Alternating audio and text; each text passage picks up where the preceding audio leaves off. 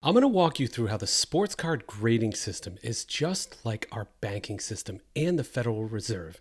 However, unlike that system, sports card grading has absolutely zero regulatory oversight. Usually take time to prepare for these videos, but this one I'm doing off the cuff. All right, if you think about the grading system, you have different tiers. You've got bulk, regular, express, super express. PSA's got these tiers, everybody else does too, and also different speeds. It's almost like a class system, like a credit score for your cards. You have literally built into this preferential treatment depending on the card. And just like in banking, you are rewarded for having a high value account and you have preferential treatment, different interest rates, different fees apply. It also happens with the auction houses as well. You know, if you're buddies with a particular auction house or if you're a whale, you typically get better rates than the general population. I'm not saying this is wrong. Again, I'm just making a comparison. Let's talk about the fees for a second as well. We've got the base grading fee. That's your deposit fee. No big deal. You've got upcharges. That's like an interest skim. Reholders, crossovers, those are transaction fees. Storing in the vault, there's fees associated with that as well. There's fees everywhere.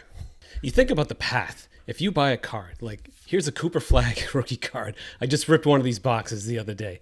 Okay. Let's say you just buy this card for $10 at a card show. Now you got to pay PSA $18 to grade it, right? Let's say it grades a 10. You're not going to do this for this card, but let's say it grades a 10 and then Golden sells it and then Golden gets a fee out of that. And then the vault stores it and they get a fee. It's the same dollar circulating around like 4 or 5 different companies. And every single one of them makes money at every step of the process.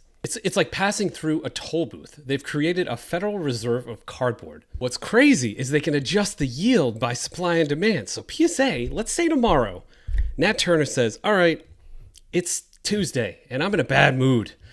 I'm going to change our grading standards. We're going to tighten things up. I don't care how we've done things for 30 years. I don't care anymore.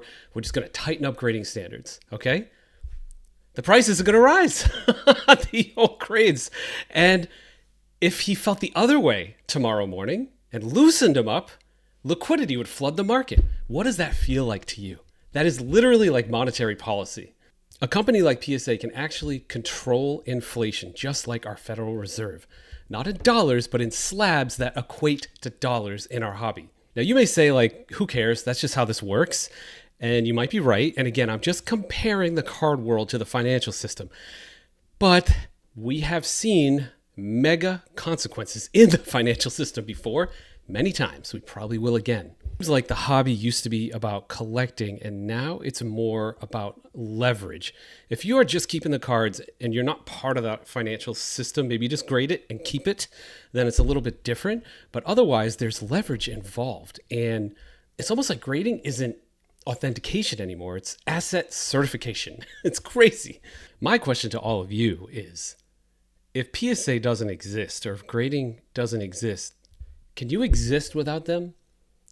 Would you want to continue collecting without them? That's the core question. If the answer is no, that kind of tells you how you're treating the hobby. And if the answer is yes, that also tells you a lot. Personally, I don't think I could exist without PSA because I'm dealing with cards all the time. I'm buying stuff, I'm selling stuff, I'm trading stuff. I'm building sets in their registry.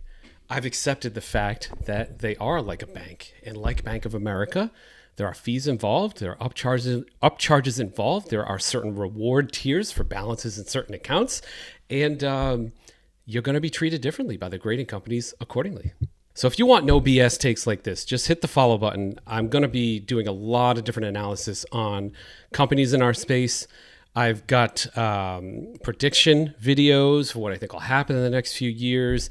I obviously have contacts with pretty much every company in the space, the top people. So I try to take a professional stance on these things, but I also pull back the curtain a bit sometimes. So again, just think about this as you go about your collecting journey. PSA at any time could change grading standards. So could Beckett. And that would have mega consequences for the hobby. And they can do that on a dime without, again, any federal oversight. They could just decide to squish demand and squish supply just with grading standards. People think they may be getting stricter over time, but might not actually. They could outright do that if they wanted to. That'd be pretty wild if they did.